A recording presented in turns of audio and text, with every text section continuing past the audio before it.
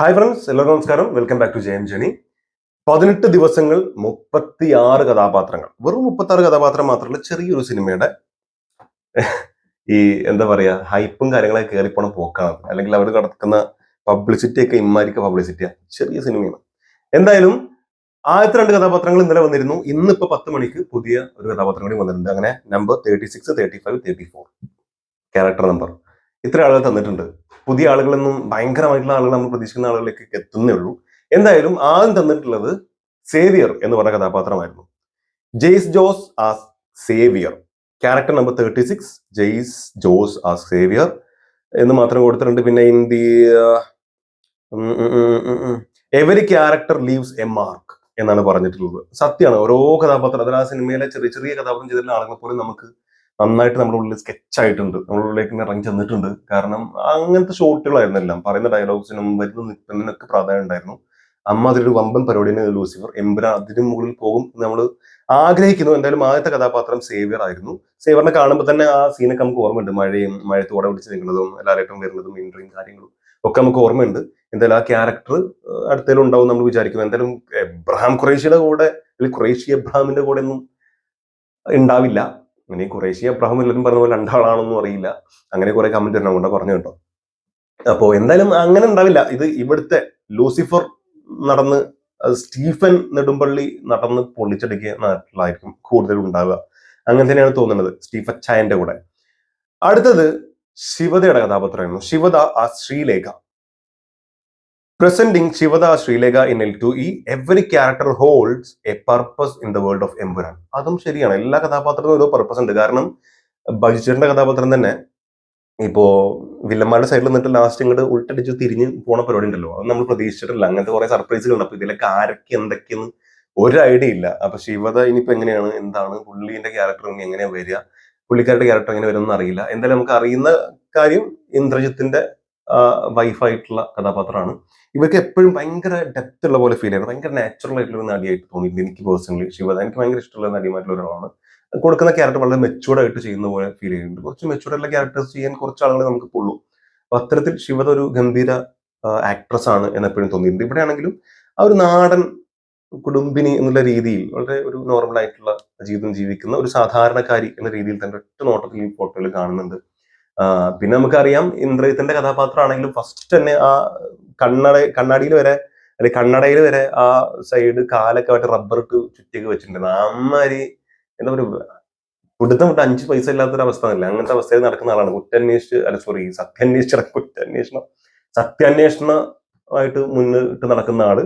പുള്ളി ത്രൂ തന്നെ ആയിരിക്കും എന്തായാലും ഇനിയും നമുക്ക് ഖുറേഷി എബ്രഹാമിനെ കുറിച്ചുള്ള എല്ലാ പരിപാടികളും കിട്ടുക. കാരണം നീ വരണം എന്ന് ലാലേട്ടൻ പറഞ്ഞിട്ടുണ്ട്. പിന്നെ എന്തായാലും ഇവരുടെ കഥാപാത്രം അധികം മണ്ണിലില്ലായിരുന്നു. 2-ൽ കുറച്ച് ഉണ്ടാവാൻ സാധ്യതയുണ്ട്. അപ്പൊ ഇത് കാണുമ്പോൾ തന്നെ അവരുടെ വീട്ടിലോ അല്ലെങ്കിൽ സ്റ്റീഫൻ നെടുമ്പള്ളി ആക്കിയിട്ടുള്ള സ്ഥലത്തോ ആരോടോ എന്തോ സംസാരിച്ചിരിക്കുന്ന ഒരു പോലെയാണ് കാണുന്നത്.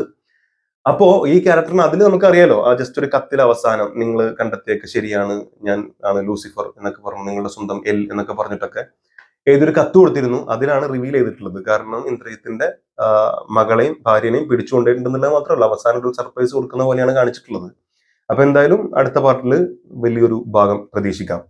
നെക്സ്റ്റ് ഇന്ന് വന്നിട്ടുള്ളത് character number 34, presenting Aneesh G Menon ആ Sumesh in L2E, the world of Empuraan expand. വലുതാകട്ടെ. അപ്പൊ എമ്പുരാന്റെ വേൾഡിൽപ്പെട്ട ഒരാളിനെ ആയിരിക്കും മിക്കവാറും. ഇപ്പൊ ഞാൻ പറഞ്ഞില്ലേ, ഈ ഇദ്ദേഹത്തിനെ കാണുമ്പോൾ നമുക്ക് ആകെ ഓർമ്മ വരുന്നത് എന്താ വെച്ചാല്, ചേച്ചി അടിപൊളിയാണ്.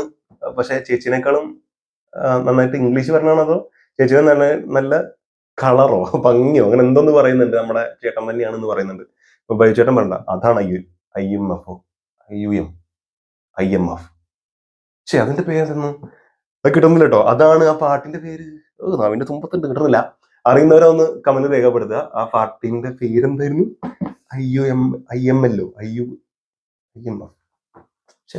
അറിയുന്നതെന്ന് കമന്റ് രേഖപ്പെടുത്തണേ. എന്തായാലും ആ പറയുന്ന ഒരൊറ്റ സാധനം അവിടെ നമുക്ക് ഓർമ്മ കിട്ടുന്നുണ്ട്. പുള്ളി ബൈജുവിന്റെ വലം കൈയെ നടക്കുന്ന ഒരു കഥാപാത്രമാണ്. വളർന്നു വരുന്ന രാഷ്ട്രീയക്കാരനാണ്. മിക്കവാറും ടോവിനോയുടെ കൂടെ തന്നെ അങ്ങോട്ട് ഒരുപാട് നല്ല രീതിയിൽ ഉള്ള ക്യാരക്ടർ, അല്ലെ ഒരുപാട് നല്ല സീൻസിൽ നമുക്ക് കാണാൻ പറ്റുമെന്ന് വിചാരിക്കുന്നു. അപ്പൊ ഇതാണ് ലാസ്റ്റ് വന്നിട്ടുള്ളത്. അപ്പൊ 36 ആയി, 35 ആയി, 34 ആയി. ഈ 3 കഥാപാത്രങ്ങളാണ് നമ്മൾ മുമ്പിലേക്ക് തന്നിട്ടുള്ളത്. ഇനി അവസാനം ആകുമ്പോഴേക്കും മെയിൻ കഥാപാത്രത്തിലേക്കൊക്കെ വരിക. അതായത് ഇനിയിപ്പോ കുറെ ചെറിയ ചെറിയ ആളുകൾ തന്നൊന്നും കയറി വന്ന് പൃഥ്വിരാജ് വരും, ലാലേട്ടൻ വരും, പിന്നെ ഹൈഡ് ചെയ്ത് വെച്ച ആളെ വരും ഇല്ല എന്നുള്ളതാണ് ഡൗട്ട്. മിക്കവാറും നമ്പർ 3 പൃഥ്വിരാജ്, നമ്പർ 2 ലാലേട്ടൻ, നമ്പർ 1 അല്ല അത് വരാൻ സാധ്യതയില്ല. മിക്കവാറും നമ്പർ 1 ലാലേട്ടനും നമ്പർ 2 ഈ ഹൈഡ് വെച്ച ആളും നമ്പർ 3 പൃഥ്വിരാജും ആ രീതിയിലേക്ക് ചിലപ്പോൾ കാണിക്കുക. ഇനി അതല്ല ലാസ്റ്റ് ഇതിപ്പോ ഡേറ്റ് നോക്കുകയാണെങ്കിൽ ഇന്ന് 18 ദിവസം 36 കഥാപാത്രം, ഇന്നലത്തെ കഴിഞ്ഞു, ഇന്നിപ്പോ 2ാമത്തെ ദിവസം, അതായത് ഇത് ഇനി 17 ദിവസം. അത് വെച്ച് കൂട്ടുകയാണെങ്കിൽ ഇന്ന് 10ാം തീയതി വെച്ച് 17 27, അങ്ങനെ നോക്കുമ്പോൾ ഇന്ന് 10 27 ഫെബ്രുവരി ആണല്ലോ, മാർച്ച് 27, മാർച്ച് തുടങ്ങിയിട്ടുമില്ല. അതെങ്ങനെ ശരിയാവും?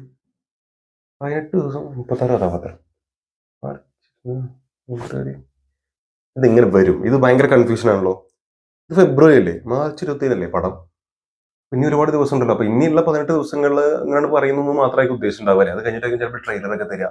അപ്പൊ മിക്കവാറും ഹൈഡ് ചെയ്തൊക്കെ തന്നെ എനിക്ക് തോന്നുന്നത്. ഞാൻ ഇതിന് മുമ്പ് പറഞ്ഞിട്ടുണ്ടായിരുന്നു ആ ക്യാരക്ടറിനെ ഹൈഡ് ചെയ്ത് വെക്കും എന്ന് പറഞ്ഞപ്പോൾ കുറെ ആൾ കമന്റിൽ ഒന്നും അങ്ങനെ ഹൈഡ് ചെയ്ത് വെക്കുന്നില്ല, അത് കാണിക്കാൻ തന്നെയാണ് സാധ്യത. ഒരു ക്യാമിയോനെ അങ്ങനെ കാണിക്കാൻ ഒരു സാധ്യതയും കാണുന്നില്ല. കാരണം അങ്ങനെ ഒരു ക്യാമിയോ അവർ മറച്ചു വെക്കേണ്ട ആവശ്യമില്ലല്ലോ. അതും ഗംഭീരമായിട്ടുള്ള ഒരാള്.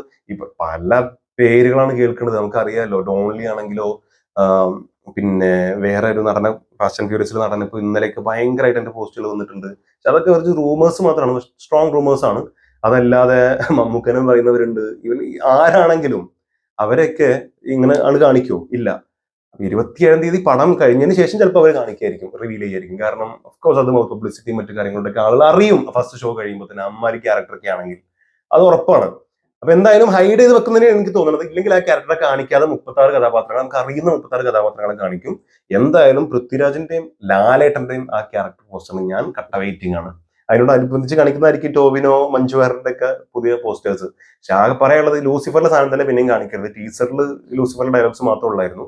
അതല്ലാതെ പുതിയ വല്ല പോസ്റ്റേഴ്സും കാര്യങ്ങളും കാണിക്കണമെങ്കിൽ കുറച്ചുകൂടി രസം ഉണ്ടായിരുന്നു. അത്തരത്തിൽ ഇനി അങ്ങോട്ടുള്ള ക്യാരക്ടേഴ്സിന്റെ നമുക്ക് കാണാമെന്ന് വിചാരിക്കാം. എന്തായാലും ഇന്ന് 6 മണിക്ക് അടുത്ത ക്യാരക്ടർ നമ്പർ 33 വരും.